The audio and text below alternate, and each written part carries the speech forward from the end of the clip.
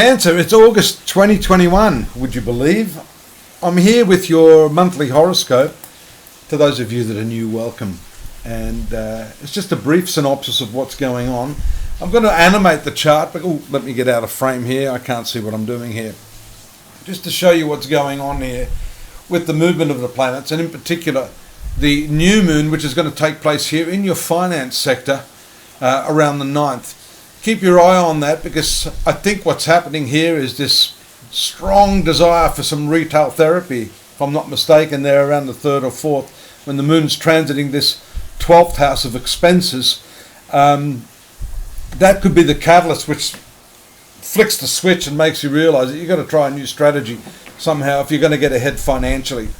And of course, over here in the 8th house, which is what we call the shared resources sector of the horoscope, and on either side of that 8th house, we have 4 retrograde planets: Pluto, Saturn, Jupiter and Neptune, all functioning here to cram in that energy and pull all that energy backwards into what I consider a revisionary period. And some of these outer planets, when they're retrograde, take a while to do their thing.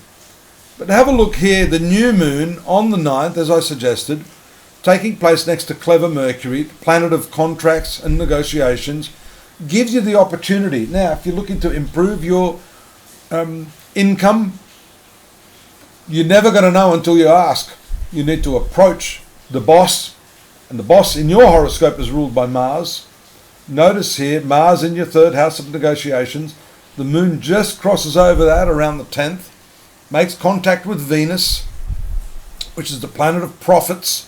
And here it is on the 12th, moving into the negotiation stage with Mars. So this is how we read it, folks. Cancer, the Mercury-Mars conjunction starts getting stronger and stronger around the 13th, up until the 15th or 16th.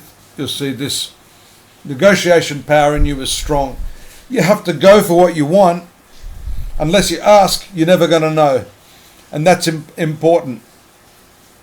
Also keep your eye out here on the moon. This month we see some of those hard aspects. Those hard aspects are there to Mercury, these red lines.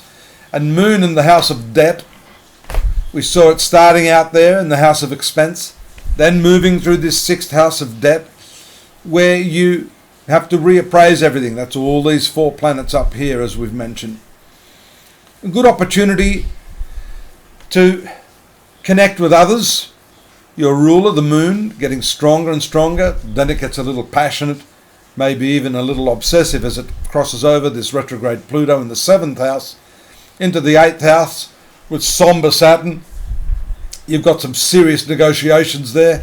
Now, by the way, I've been focusing a lot on the finances, but really this has as much to do with emotional resources as it does with financial resources. And this 8th house here, folks, has to do with sexuality. So you may also be rethinking that part of your life. Are you satisfied? Not satisfied? Do something about it. Moon moves into its full moon stage here, then makes its contact with Neptune, so 24th and 25th.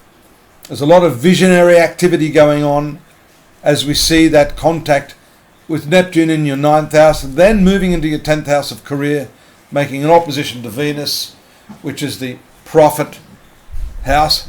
This whole month is about renegotiation, money, money, money, getting what you want.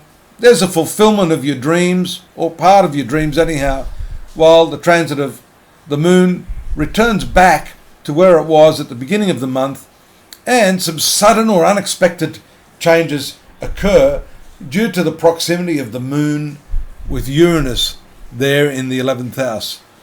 Back to the 12th house, seems like Groundhog Day, doesn't it? Well, the moon is a quick moving body, and maybe what it's doing there is just prodding you. It's saying, pay attention to this. That's the expense house, and it is also the house of privacy, the house of solemn, introverted meditation.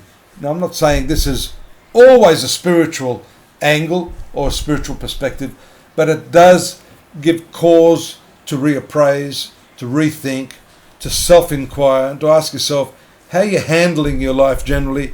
But this month, as we've seen, the core focus is on finances. By the way, the last period of the month, Mercury moves to this fourth house of domesticity, the family. You could find some solace there just as the month winds down.